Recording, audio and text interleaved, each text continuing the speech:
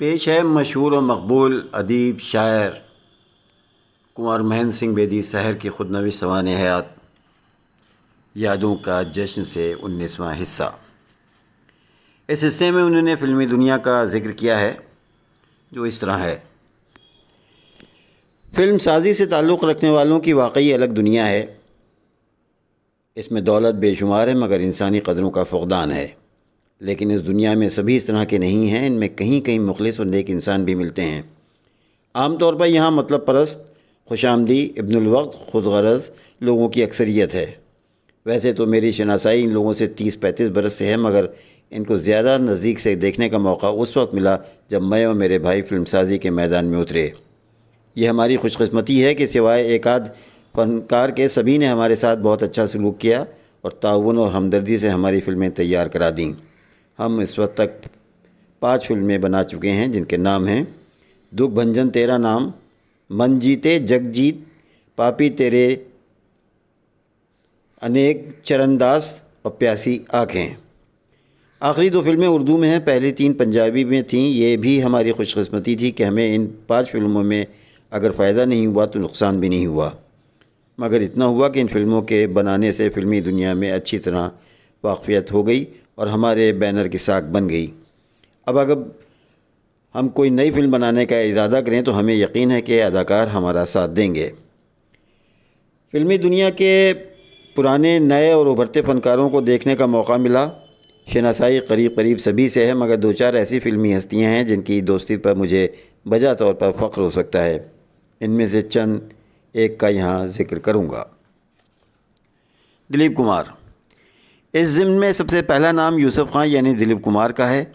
واقعی دلیپ کمار فلمی دنیا کے بے تاج بادشاہ ہیں۔ میں نے ان کے بارے میں کئی مضامین لکھے اور کئی جریدوں میں ان کے متعلق میرا انٹرویو بھی چھپا۔ میں آج تک یہ فیصلہ نہیں کر پایا کہ دلیپ کمار اداکار بڑے ہیں یا انسان۔ سال کے تجربے کے بعد اس نتیجے پر پہنچا ہوں کہ وہ بہت بڑے اداکار ہیں اور اتنے ہی بڑے انسان بھی ہیں۔ ان سے مل کر وہ روحانی خوشی ہوتی ہے۔ میں نے آج تک انہیں کسی پر بگڑتے نہیں دیکھا۔ جو بھی ان سے ملے وہ یہی خیال لے کر آتا ہے کہ دلیپ کمار صاحب اس کے بڑے ہمدرد اور بہی خواہ ہیں۔ میں سمجھتا ہوں ایک خداداد صفت ہے اور خدا نے دلیپ کمار کو اس صفت سے جی بھر کے نوازا ہے۔ دلیپ کمار اچھے کاموں کے لیے ہر وقت امداد کرنے کو تیار رہتے ہیں۔ ملک میں کہیں کوئی سانحہ ہو، قحط پڑے، سیلاب آئے یا کوئی اور مصیبت نازل ہو، سب کی نگاہیں فوراً دلیپ کمار کی جانب اٹھتی ہیں اور کبھی بھی مایوس نہیں ہوتی۔ جگر صاحب مرحوم کا ایک شعر ہے، جب کوئی حادثہ کون و مکاں ہوتا ہے، سارا عالم میری جانب نگراں ہوتا ہے۔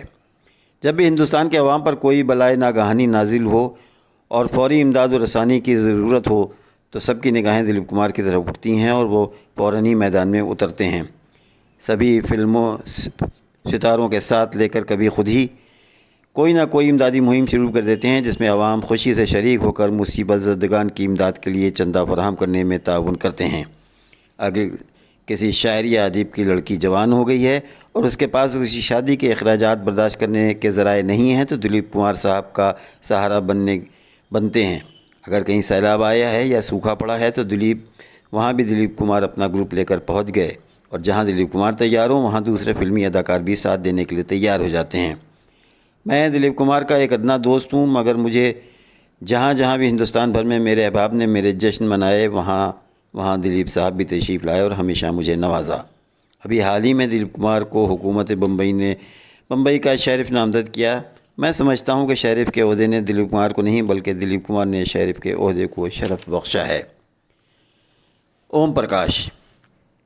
دلیپ کمار کے بعد میرے ذہن میں اوم پرکاش جی کا نام آتا ہے۔ اوم پرکاش جی جموں کے رہنے والے ہیں۔ اب سے 40 سال پہلے اوم جی نے لاہور آل انڈیا ریڈیو میں ملازمت شروع کی، وہاں سے فارغ ہو کر لاہور میں فلموں میں کام شروع کیا اور تقسیم وطن کے بعد بمبئی آ گئے۔ آج وہ فلمی دنیا کے چوٹی کے اداکاروں میں ہیں۔ پہلے مزاحیہ رول کیا کرتے تھے، اب سنجیدہ رول بھی کرتے ہیں، بلکہ ہر رول ادا کرنے میں ماہر ہیں۔ ہماری فلم چرنداس کی کہانی آپ ہی کے ارد گرد گھومتی ہے۔ اس فلم کے بناتے وقت ہم سے زیادہ کام خود اوم جی نے کیا تھا، یہاں تک کہ سیٹ لگوانے کے لیے آدھی رات تک خود اسٹوڈیو میں رہے۔ حالانکہ اوم جی نے اپنی فلمی زندگی میں کبھی شام کے 6 بجے کے بعد کام نہیں کیا۔